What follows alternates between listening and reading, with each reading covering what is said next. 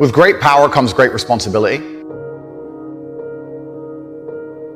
My content existed because I tried my very hardest to be an absolute and utter realist, especially with uncomfortable truths.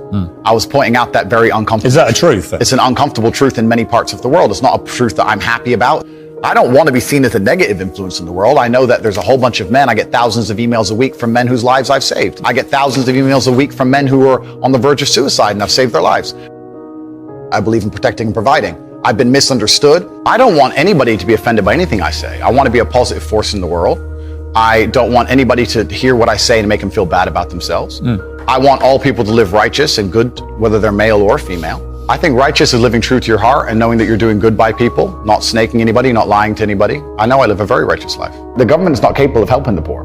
And this is why it's so important as a person you take personal responsibility and understand you're living in a world where the matrix can be cracked, you can make a bunch of money, but you need to take responsibility and do it. I refuse to accept that there are people out there who cannot become happy, contented individuals. I refuse to accept we live in a world where God has created people who, no matter how hard they work and how good their life becomes, can't be happy. I don't accept that. I accept that the universe is a very giving place and that God loves all of us. And if you try your best and you work hard, you can become a better person. I'm telling the younger generation that if they don't get up and work hard and make sure that they're important, that the world's not going to give a shit about them. 99% of my content was aimed at men, telling them the truth, saying that as a man, you're born with no inherent value. You have to become important. You have to go through some pain or go through some suffering to make people care about you. Otherwise, you're not going to matter. As a dude, if you walk into the party and you've put no effort into your life, nobody gives a shit. Nobody cares about you. And every man out here knows. And one of the great things about the masculine journey and masculinity is that we've all lived a semi-similar story.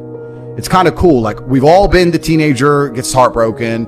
We've all been unimportant. We've all worked hard and then started to get some clout. And then we've all kind of lived the same kind of journey. So I say to everybody out there, yeah, if you don't follow that path and follow that journey and in one way or another get to the top, whether it's fighting, whether it's comedy, whether it's musician, whatever it is,